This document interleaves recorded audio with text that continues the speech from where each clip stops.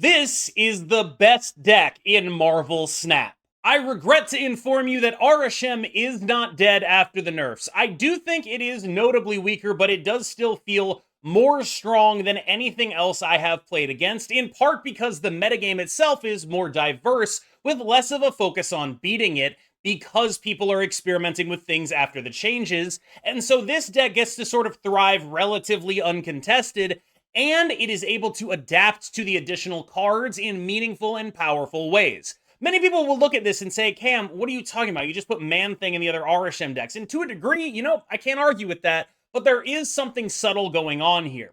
The dynamic that I'd like to point out with the way this Arishem deck is built is you are looking much more heavily for your cards to matter when you draw them. You draw your cards less. And since you draw your cards less, you need your cards to be very impactful when you draw them. There's no room for messing around with stuff at the bottom of the curve, unless it's Quinjet, which I'll get to in a second. There is a lot of room for playing really impactful, huge cards like Man-Thing. You also, of course, still have these excellent 3-drops. Agent Coulson smooths the curve out, Loki is completely brokey, and Copycat so very often plays for more than a 3-cost. Again, we're looking at high impact. The other thing that sets this deck apart from other older builds of this kind of thing is the sheer volume of 6-drops. Again, this comes back to impact. You want to be doing something aggressively strong. You want to be putting a ton of power on the board. You want to be taking advantage of the fact that you drew one of your cards. That means you have no room to mess around with Valentinas or whatever. You can't play things that are any less than absolute home runs in as many situations as you can possibly find them. And because of that, this is what the deck looks like for me. I think that this is the best 12 I have played of an Arishem deck after the patch for the reasons discussed. Now let's talk about Quinjet. Quinjet was a card I was kind of iffy on going in and out of older Arishem decks. I think at this point it is a very clear staple, especially after the change, when it is now discounting a larger percentage of your deck. That is a major, major thing for you. You are a deck that is trying to do as much as it can to ease your curve, and you do that in order to facilitate running 5 things that are just absolutely gigantic at the top end. Now, one of those things gets discounted, Mockingbird, and one of those things you aren't often playing, Arishem, but you do see that we have to make some meaningful sacrifices in order to maintain card quality. Because of that, we want to be able to just play as much garbage as we can and then use our cards to actually carry the rest of the weight. Playing just cards is basically all you want to do out of the other cards in your Arishem deck, the cards that aren't the ones you put in there. You just want to get them on the board, and then when they're on the board, their numbers, they're probably worse than what your opponent is doing. But again, you're cheating so hard that hopefully that won't end up mattering. For this reason, I think Quinjet is now pretty close to non-negotiable. This is to say nothing of the synergy with Loki. As I understand it, you are now about, I want to say like 10% less likely to get Loki on 3. It's not the most meaningful change, but it does meaningfully over a large period of time mean that you will be Lokiing on 3 less. It does not, I think, impact the way you're supposed to snap that stuff. Your snaps should still be based on what you are doing and how you are doing it and what you think your opponent is playing, especially the last one. Because unless you're Lokiing, you're gonna get got by Cassandra Novas, you're gonna get got by Dark Hawks, you're gonna get got by even some combo decks like Mr. Negative are just gonna be able to like go over the top of you. And so there are situations where like even your best draws are not automatic guaranteed snaps. And I do think that that is a kind of notable thing. There's also gonna be more games where you're just not drawing any of your cards. Like you'll draw like 3 of your cards the entire game. You'll just have to put together a game plan out of the rest of them. Don't be afraid to retreat those, but they often are more winnable than you think. All in all, I do think Arishem had to adjust in terms of card impact and card quality, but it also has a ton of tools to actually do that. And you can see that in the way this deck is built. Every single card in our deck is pretty meaningfully impactful on the average game. Getting to do them ahead of time is usually very, very, very strong. And that, we hope, is enough to carry us on through the entire meta. Now, this deck is benefiting pretty heavily from a lack of Cassandra, a lack of Darkhawk, a lesser focus on it, because it's a new metagame. People are trying all sorts of new stuff. I do think that after I make this video, maybe my Arishem win rate will drop. But right now, making this video, it's 70%. I don't really have a choice about making this video. I could make a video on another deck that is not a 70% win rate deck for me, or I could make a video on the deck that is 70% win rate. I do think that I have to be intellectually honest here, and when I say this is the best deck in the game, I mean it. Quinjet is a card I think I probably just have to eat a mea culpa on. I did not think Quinjet was going to make the cut in Arishem, and I think before the change this was maybe debatable, or maybe I'm coping about it. I'm not sure. After the change, I don't think it's debatable. I do think that the fact that now more of your deck being fake cards than real cards means that Quinjet is going to be meaningfully more impactful, and because there are so many more of those fake cards, you often get more hands full of those fake cards, making Quinjet better. When we talk about high impact cards and how this deck has to build, Quinjet gained impact as an early drop, and all the other early drops lost impact relative to it. And so for that reason, I think it is by far the best one or two you can play here. I would not play Cable, I would not play Valentina, I would simply play Quinjet. Agent Coulson is very good, but I do think he's very good rather than being great, especially compared to some of his 3-drop compatriots. Obviously, you do like having more options for curving out. Obviously, playing Coulson on 2, 4, 5 on 3 and 4 is a very good thing to do, but you are going to run into some situations where this guy is not winning the game for you. He is a consistency piece. He's one of the best consistency pieces in this deck. I think he's an incredibly important card, but he is a role player. I believe I've made the comparison of, Devin Booker on the Olympic team. That's kind of what Agent Coulson is doing here. Like, this is a phenomenally useful and incredibly important piece, and there's a reason Devin Booker was starting on the Olympic team, and that's Agent Coulson here. You'd never, ever run a lineup without him. He just does all the things you need playing in that role. We've talked a lot about high impact cards. Copycat is a 3-drop that baseline, 3/5, good stats. Having good stats is a great way to be a high impact card. Upside means sometimes it's even a higher impact card than that. Copycat is going to be basically every hit with Copycat that isn't named like Kitty Pryde is usually pretty insane for you. And being a high impact card is so much more important now. You don't want to ever draw one of your cards and have it be mid. When you're drawing your cards, they need to be hitting home runs. Copycat is a home run hitter. If Copycat is a home run hitter, Loki is Barry Bonds, the undisputed best of all time, and also probably definitely cheating. So this is, I would argue, maybe the best card in the game right now, depending on how you ranks things like Shang-Chi or Jeff. I think Loki is probably the strongest card in the game, if I had to guess. The highest win rate, highest cube rate is probably this card. And a lot of that is because it is just baseline extremely strong. It is a 3/5 for absolutely no reason. This card could be a 4/5 and be a little bit more balanced. This card could be a 3/2 and be a little bit more balanced. There are a million different things that make this card strong, but fundamentally, 3/5, draw a card, get rid of your weakness to Cassandra Nova. Loki is great even outside of Arishem. In Arishem, Loki is the best card in this deck by a factor of like 12. Because not only does it accentuate your advantages, it gets you cards in hand so you can play more stuff. It is a 3/5, obviously. It gets you a bunch of cheap crap to play that your opponent is playing. You play it earlier than any other deck. It is a force multiplier in Arishem. But also, it plays defense amazingly well, much like Barry Bonds in his earlier career was a 40-40 player. Loki is also getting things done here because the main thing people do against you is play Cassandra Nova. Loki cuts it in half. It is your best card by an infinitely large margin. Redonkulous. There's pretty much no reason not to play Shang-Chi. I mean, I did just say that the thing that people use against you is Cassandra Nova. And even if you Loki, that Cassandra Nova is still going to be Shang-Chi-able. We have gotten rid of Shadow King for the card impact reasons. I would like to have him in here, but I don't think I can cut something else to get him in here. And right now, Shang-Chi is a much more generally applicable card. Even if people are not Cassandraing and Darkhawking you, you're probably going to find some way to make this card matter. You also have a lot of really strong threes. So like a final turn Shang-Chi copycat is just like really good because you have 7 energy. You get to do a bunch of dumb stuff alongside Shang-Chi a lot of the time. And that is quite strong. The mantra of this deck is high impact, high impact, high impact. I can't think of a higher impact 4 cost than Man-Thing right now.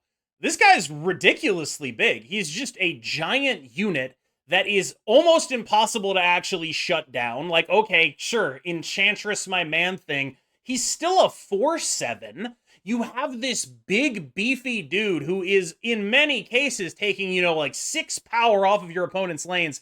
You run in your entire deck like 4 cards that this guy actually hits, and it's very easy to just be like, all right, I'm going to dump Man-Thing in the other lane. You're playing this guy on turn 3, dude. There are games where you go like Quinjet Loki Man-Thing. It's dumb. It's dumb. This guy's really, really big. And you get to just like, this guy can just win lanes. He costs 4, by the way. He can just win lanes costing 4. Like, strong card. Much, much stronger in Arishem than everywhere else because of the extra energy and how much earlier you can get him out. Legion is your, again, we talk a lot about high impact. There are other competitors for this slot. I think Vision is a great example. If you don't have Legion and you're on a budget, you can play Vision, but also there's probably some other substitutions you're going to have to make if you're on a budget. But Vision's a great example of a substitution here. Lady Deathstrike could be a good card to run here instead. Again, we're looking for high impact. Of all the 5 drops in the game, Legion is the one that can have the greatest impact. It doesn't always have the greatest impact, but when this card is winning you games, it is winning you games in style and usually for a lot of cubes because people aren't really expecting this guy. We are on to the big guys. I think Blob is still like pretty damn good. I would guess average power after the change is probably about like 15 is sort of where my head is at. Like, it's above 13 by some amount, but I don't know exactly how above 13 it is. It feels like this guy is mostly somewhere in the range of 15. Like, if I had to guess, I would say that was the average. Now, if you want to replace him with Red Hulk, if you want to replace him with Magneto, that is perfectly 100% acceptable. I totally understand why you would want to do that. I have not made those replacements, but I think they are perfectly valid. Dr. Doom is kind of the one card that I've been on in Arishem for an extended period of time that I don't think other people have really been on, but this guy's just too damn good. First things first, Dr. Doom is 15 power. That's great. There are certain matchups where he's bad, where you're getting clogged. You really don't want to be a Dr. Doom deck when you're getting clogged. You would much rather be, a Lady Deathstrike deck. And for the record, that is the kind of swap you can make if you're like, I really hate Clog, let me do something else. But again, teching your slots in a deck like this, you have too many cards. It's not like super worth it to run stuff for one specific matchup unless you have a more cohesive plan. So I've just stuck to, again, high impact, big guy. He's going to win you games. There's going to be closed off locations and your opponent's going to be like, oh, Arishem never gets into those. Yeah, you do. You have a Dr. Doom. And also, the other thing this guy does is discount Mockingbird by 2, which, again, there's a lot of fake cards in this deck. So you get some other cards out, you play a Dr. Doom on 6, your Mockingbird is basically free on 7. It's a pretty strong thing to do. I think Eliath might be the 3rd most important card in this deck. I think if I had to sort of rate them in terms of like a buy order, it would be Arishem, then Loki, then Eliath, I think are the most important purchases to make this deck work. And I think that Eliath is kind of the biggest reason why you can play this sort of dumb stats game and still just win games. Because your job a lot of the time is get ahead, Eliath them. Get ahead, Eliath them. Get ahead, Eliath them. That's your win pattern a lot of the time. And creating situations that enable you to do this. Like, for example, without this, you'd probably lose to like every Ultron deck. But they're so on rails that most of the time you can just get ahead, Eliath the lane they're very obviously Ultroning in because that's where 3 do. That's where like their Patriot Dazzler Blue Marvel is. And then you just win the game, right? Like, this card covers your back in so many different various scenarios. I do think it is one of the most important cards in this deck. Of all the 6 drops, probably the most crucial. Mockingbird is great, right? Like, again, we talk about impact, right? And this is a card that, like Quinjet, increased in value when they added more cards to the deck, because you're getting more cards that you are then going to play that are then going to discount the Mockingbird. She's a better card than she was. Quinjet and Mockingbird were sort of the two winners in this deck from the change that they made. I do think it's probably a mistake not to play without either, but I also don't think that Mockingbird is like that irreplaceable, where it's like, you know, yes, she's great to have, but also like I was playing this deck with White Queen instead of Mockingbird. Was it worse? Yeah. Could I tell? Not really. Okay, so let's talk about this guy. I think that, me personally, this is a deck that is the best deck in the game. And I think there is a question of whether that is acceptable or not. I also think that this deck being the best deck in the game, a decent amount of that is down to Loki, who is a problem in his own right, because if this deck isn't the best deck in the game, one of the other Loki decks probably is. And so we end up in a situation where, like, what's actually making this deck stand out, the best card in it by 10 million miles, is Loki. And while I don't think doing something to Loki will meaningfully hurt Arishem, I think it'll still be good after that. I do think that I wouldn't be surprised if that was the direction they decided to go, because Loki is such an obvious outlier problem that I think that it just sort of needs to get hit, regardless of being in this deck or not. I think that Loki will probably get nerfed in the future, and then a bunch of like the dumbest people on Earth will be like, Loki got nerfed for the sins of Arishem. And so I just wanted to get out ahead of that and say, Loki, if it gets nerfed, is not going to get nerfed for the sins of Arishem. Like, let's be real about that. That's the best card in the game right now. Loki's getting nerfed for the sins of Loki if it gets nerfed. And so I feel like it is so far above the other cards in the game right now. Like, I've just been playing like basically only Loki decks, with the one exception being like a Pixie Mobius deck to try to beat the Loki decks. And it's just like, that's kind of where we're at right now. And I think that while Arishem might need further balancing, I think Arishem itself is like, you know, maybe we'll go to 18 cards, whatever, right? Loki right now is like the card that's setting off alarm bells for me. All right, y'all. Thank you so much for making it through that. I know it was tough. I really agonized over whether or not to make a video on Arishem, because I was worried that people watching it would just be like, Cam, we fucking know. Am I allowed to say that? I think I am allowed to say that. Anyway, KM, we know that this is a good deck. We know that this is the best deck, but I do think it's important to say, like, hey, I'm pretty sure I have the best build. This is by far my most successful deck, rather than making a video on a potentially more unique but less successful deck. That's just who I am. Let me know what you think about that kind of process in the comments. I really do want to know, because I personally think that a lot of why people watch me is because I am not going to post a deck that I think is worse. If I have an option where one of them is better, I'm always going to post the better deck and tell you, hey, this is what's up. Let me know what you think about that, though. Maybe you actually want me to just do more unique deck techs and stuff. That's entirely valid and plausible. As always, thank you so much. We're going to jump into the gameplay now. I've been KM Best. You've been phenomenal, and I'll see you in the next one. Okay. Okay. We get a turn 2 Jessica Jones. And maybe an Adam Warlock on Nowhere.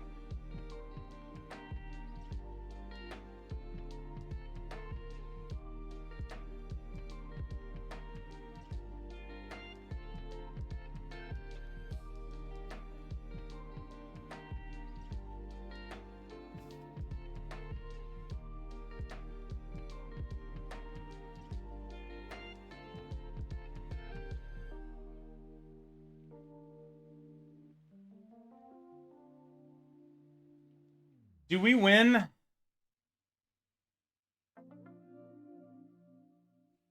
The goose might shit on us.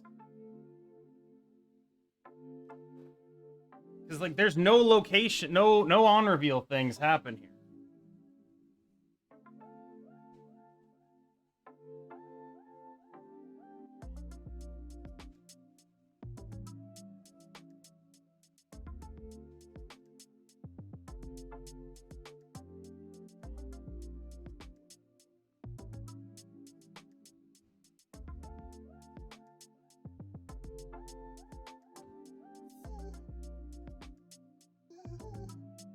Let's try.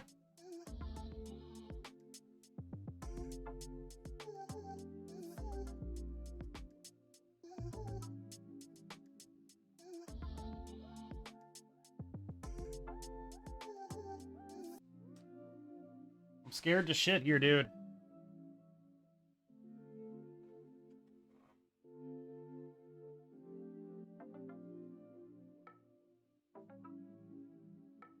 Oh, yes. Gimme that 8. My God, yes. It was Surfer the whole time?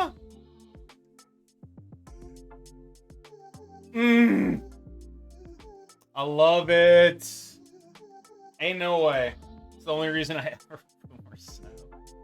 Okay, well, I gotta turn 2 Loki.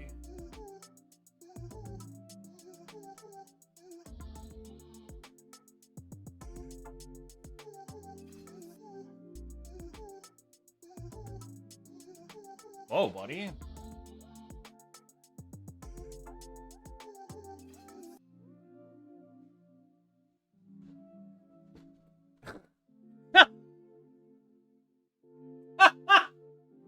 Alright, what's going on here?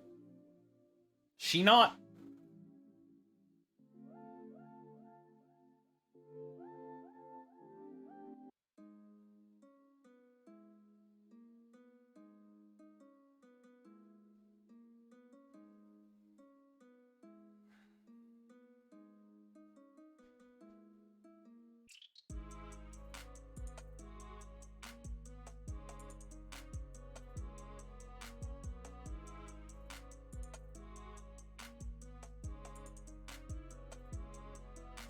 Whoa, they snapped me.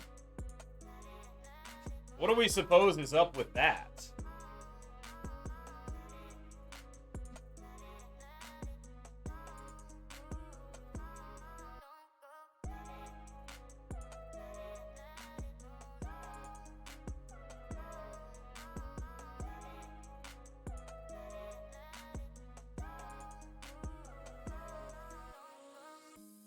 Ow.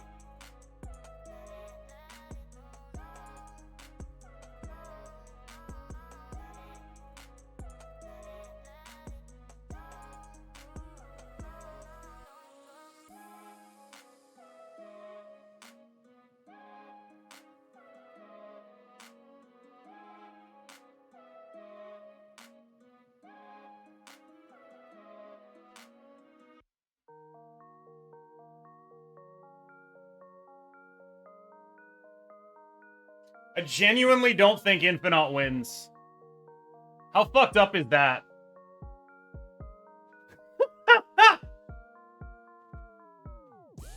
Bro! The old 50 fucking 3 sunspot power. Hell of a hand, my dudes.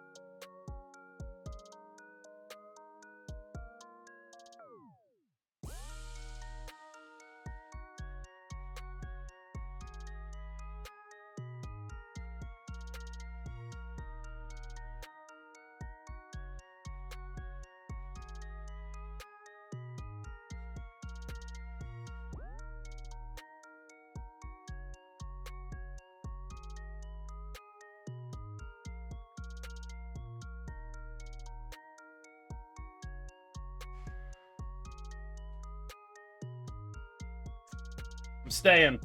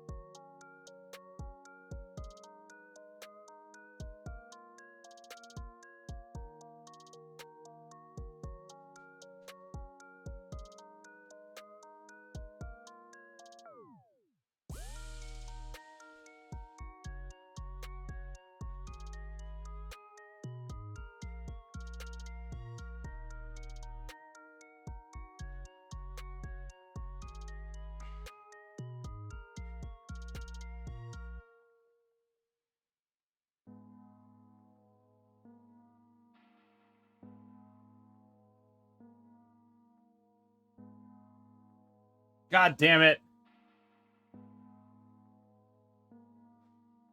We would be able to storm this.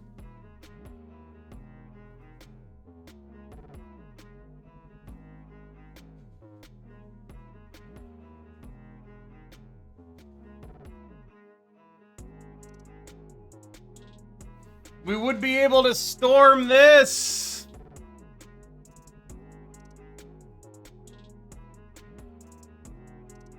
There's the goblin, as expected.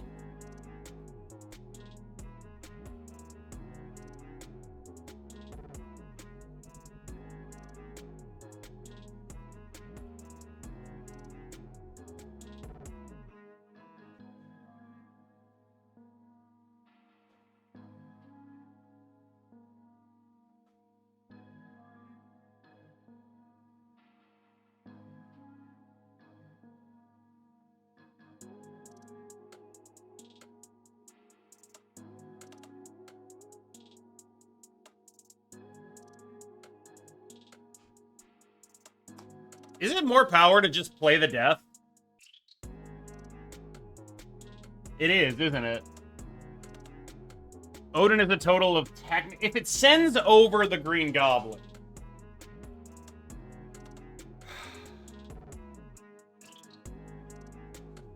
This is more power if he doesn't fill the left. Oh, baby!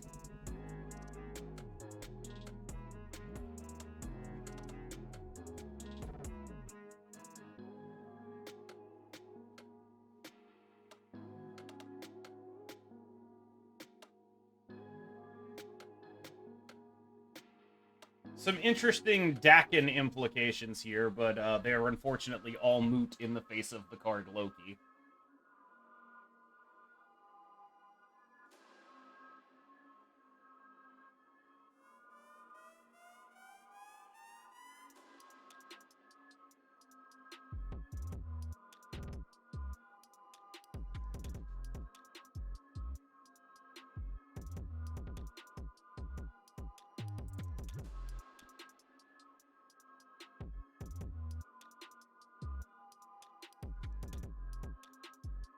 Dakin is about to be so cracked this game.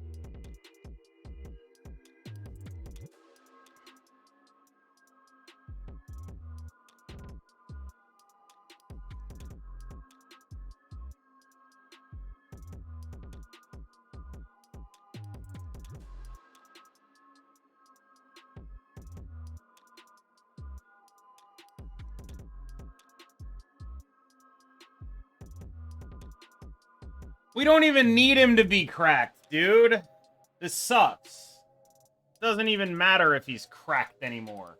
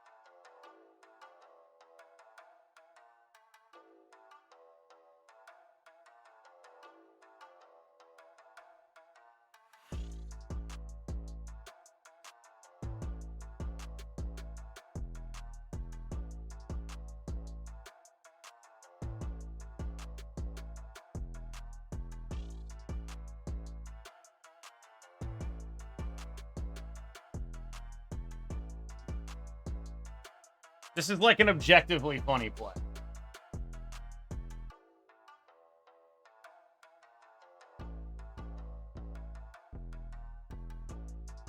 Like, yeah, sure, we could play something and get our guy killed by Shang-Chi, right? They're gonna read a Shang-Chi here, but they'll never expect the dumbest play of all time, right? They're gonna Shang-Chi the Sinister and be like, I got this dude, I'm gonna blow up his blobs. Wrong. Actually something much dumber. Actually something way fucking stupider, dude. Okay, they didn't even have that. They just made a play that lost to the blobs.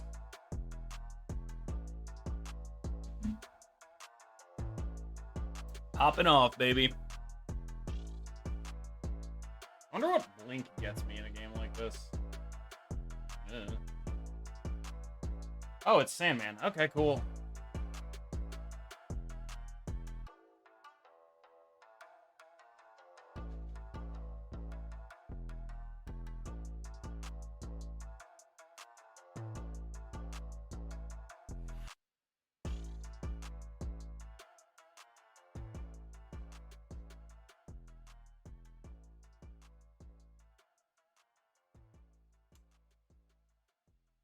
Good one, me.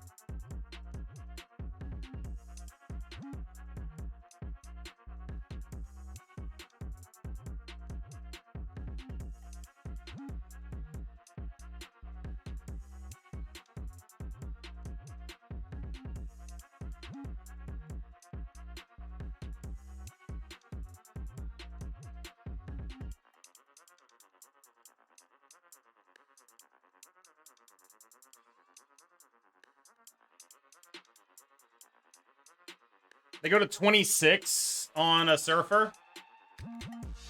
This is 28.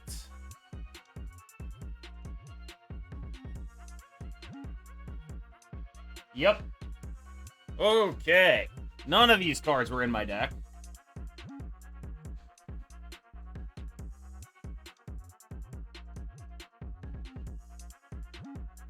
Lady Deathstrike, Absorbing Man, kind of funny.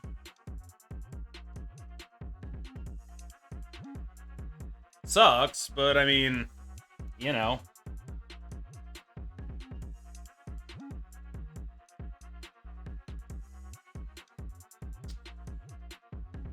They're snapping me. I think I am, like, morally obligated to stay on something like this. I have Loki into Absorbing Man or Loki into Lady Deathstrike Absorbing.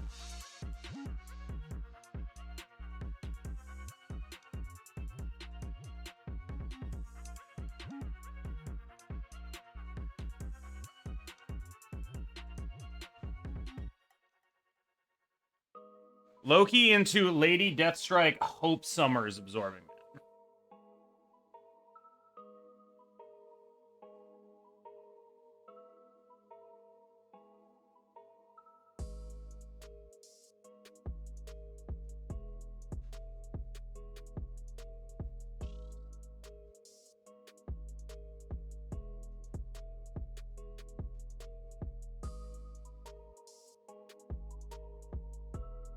Probably not worth it.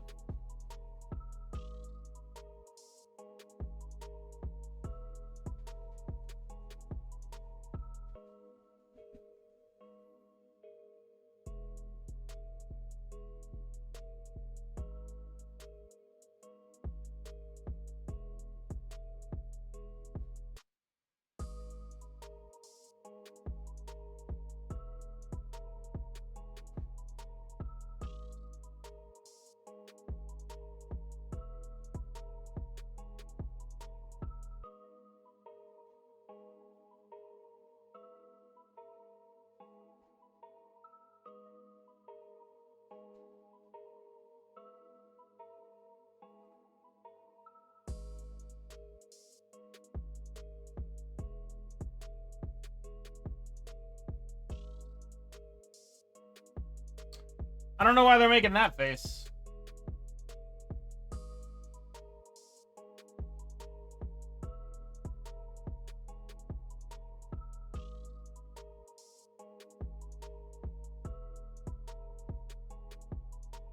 We win a tiebreaker. It's fine.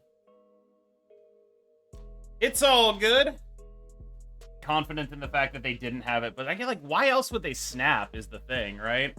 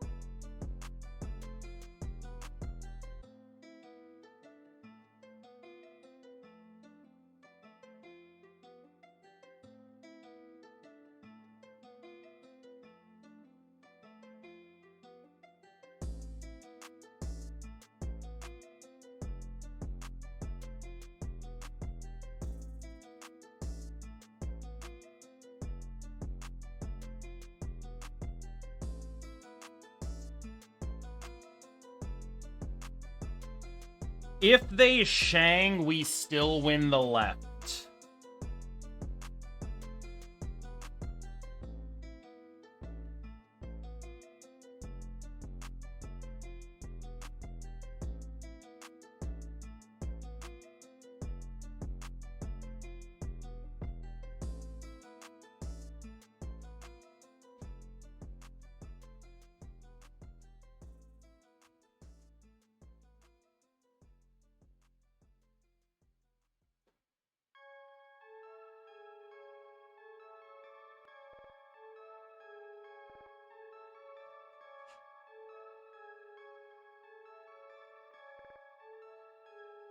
Man Thing, I do think is good in Arishem, yes.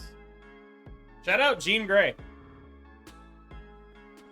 I don't think I can Legion on Ant Maze. That thing is a goose. The copycat is a goose.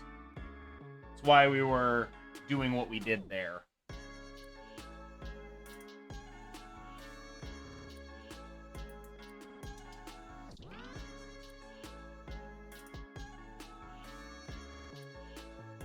You're welcome for the Arishem.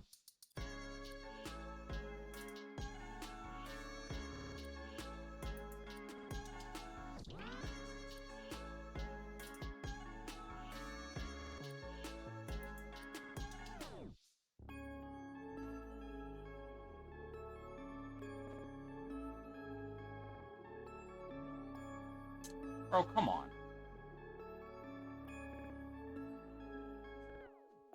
Sad days.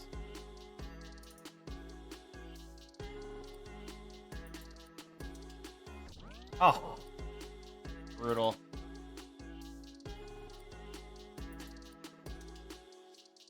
So painful.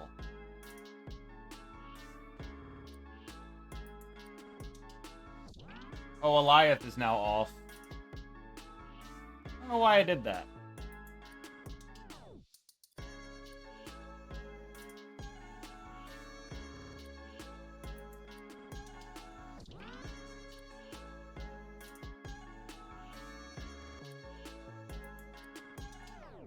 I feel like this snap is like a Cassandra snap, and I'm actually fairly okay with that. Nomura. Okay.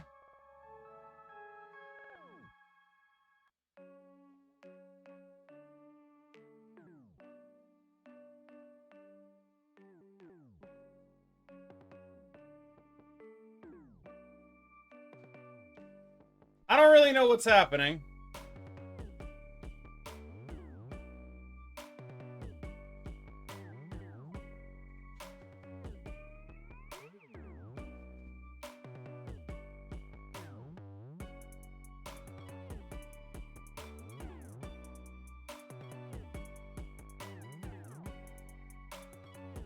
Thena! Holy crap! What a busted card. Am I fucking right, fellas? Am I fucking right, fellas? New slant.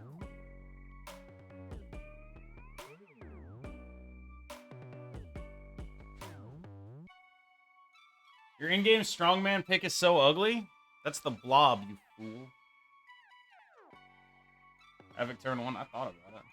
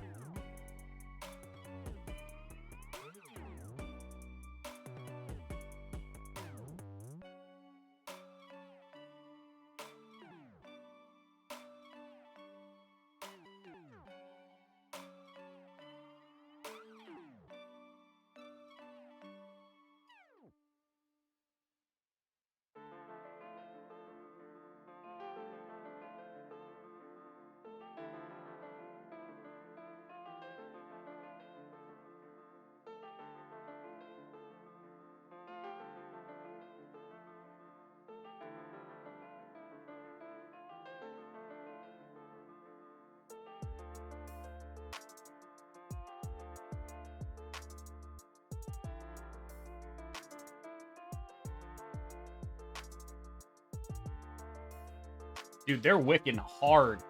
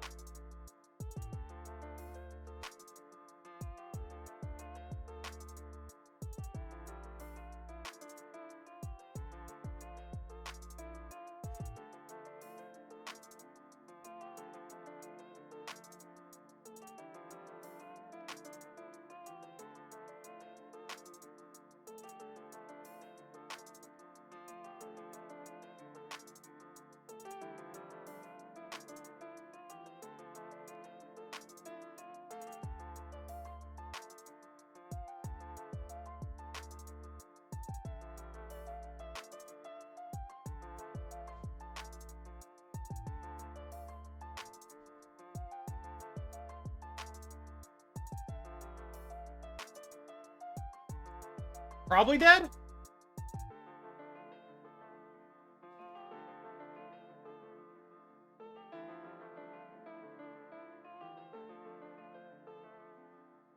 Dude, I'm getting wicked on. It's fucking John Wick over here.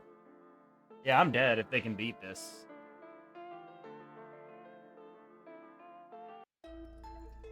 Wait a minute. Wait a minute. Woo! It's a skill game, ladies and gentlemen. And sometimes when I say skill, I mean I drew Luke Cage, being the kind of card that wouldn't be able to move.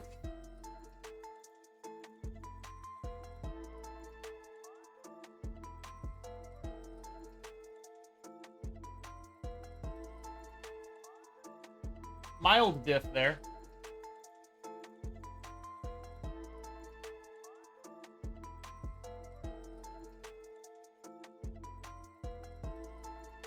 I think I'm interested in that, actually.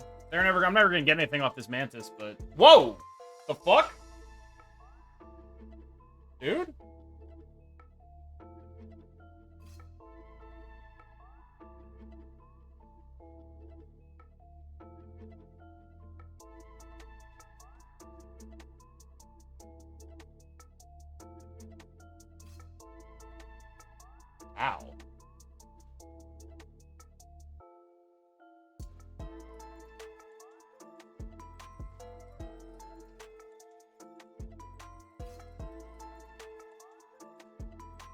I do think it is this, unfortunately.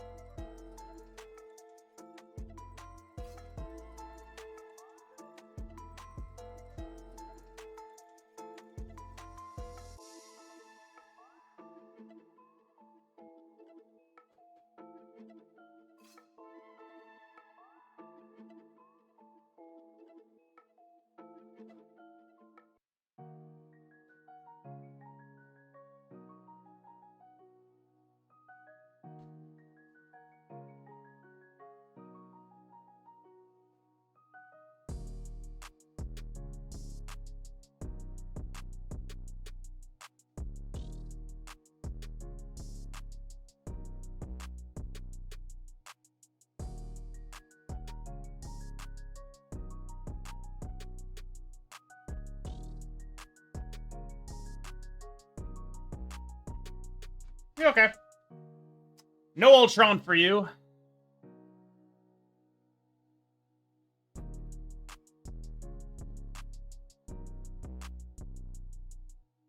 For those wondering why I was tanking that, it was making sure I was still going to win this location.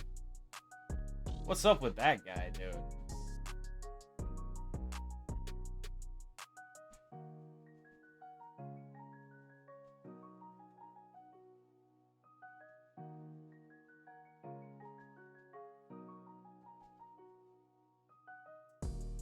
Oh, yeah. Oh, I probably shouldn't put that there, actually.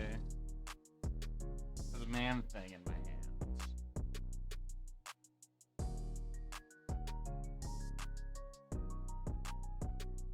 Fascinating.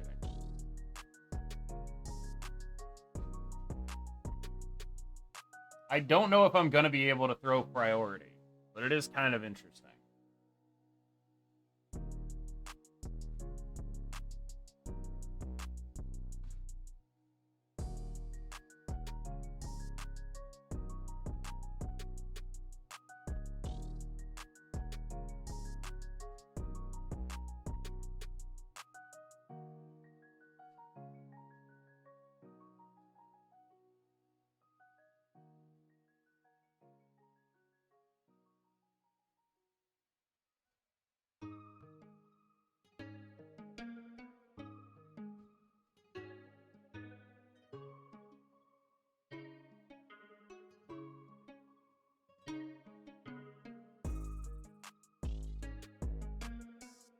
Oh, that is certainly a death.